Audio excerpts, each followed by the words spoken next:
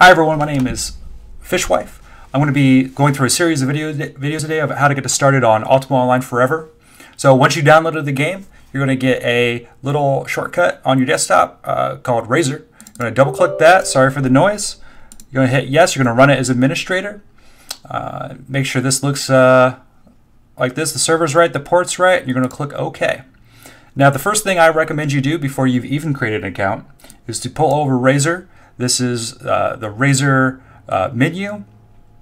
And the first thing you're going to want to do is click light levels. And what this is going to do is going to make it so it's always day. There's going to be no night cycles. When you go into a dungeon, it's going to be as bright as day. And this is just going to make your life a lot easier as a new character. So I highly suggest you click that.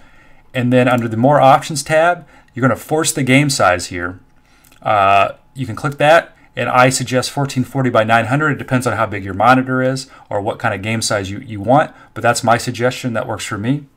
And then also, too, I prefer to automatically open doors. Some people create a macro for that. I'll get into what macros are later on. But I just think for the ease of me, I like to do that. So that as you play the game, you're going to customize your options in Razor more. But this, like I said, this is just how I like to start the game. And those three things are what I suggest you do right off the bat. Now, to force that game size, you're going to want to close.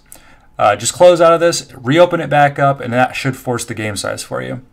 So when you log in immediately, you got your account name and your password. So as you can see, I just picked a pretty generic name here, and then you can whatever you want your password to be, and then click Ultima Forever, and you're going to click New here. You're allowed 3 accounts with 3 characters each, so you get 9 characters right off the bat. So you can just click New to create your first character. Whatever you want your character name to be, you just put it in right here. You pick your hairstyle, your facial hairstyle. Gargoyle and Elf are down here, but you cannot actually pick Gargoyle and Elf. That's only available on that's not actually available on the server. You pick your gender, your skin tone, shirt color, pants, hair, and facial hair. Once you're done with that, not a lot of options, so it shouldn't take you too long, but some people do spend a lot of time on this, which is fine.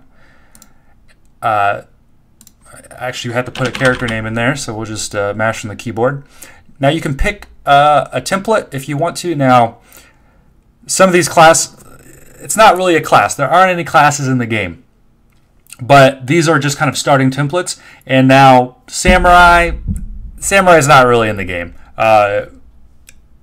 The server hasn't actually gotten to that. Like, the official game went beyond and added those skills, but those skills don't really exist on the server. So you're going to want to choose between these here at the bottom, Warrior, Mage, Blacksmith. If you want a template, I highly recommend going advanced. In this way, you get to pick your 4 starting skills and set your strength, dexterity, and intelligence exactly how you want it. Now, you may not know exactly how you want it right off the bat, but it gives you a little bit more freedom to mess around that kind of stuff. If you're not going a magic route, I suggest you keep your intelligence low and your strength and dexterity fairly high.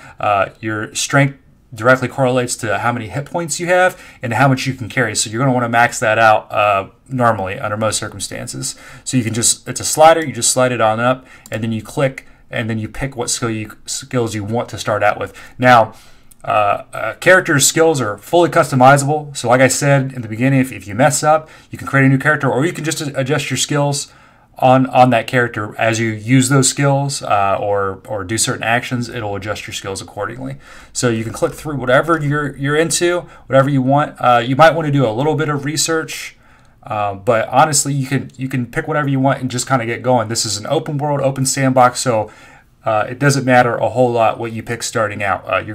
There's so much to do in this game. You're going to kind of figure it out as you go, I promise. So once you pick your skills, you can adjust the slider on where you want them to be at. You can even go down to 0 if you want to max out a couple other skills. Now, they only go up to 50. So most skills max at 100, barring some other things that we'll get into later on. So 0 is not I can't do it at all, and 100 is Grandmaster. So that kind of keeps in mind. Some skills gain faster than others. That's all something to keep in mind too. So combat skills usually gain fairly quickly, whereas crafting skills usually takes a little bit longer to do. So especially since you need resources to craft things. So just keep that in mind as you're going in here. But not a ton of weight. Like I said, you can create new characters, no big deal. So I'm just going to go back out to my character screen because I already have the max amount of characters here. I'm going to click on my old buddy Steel Snake. Just double click, log in. Now, if it's your first time logging in, you're going to see a lot of things on this screen. I suggest you read as much as you can bear.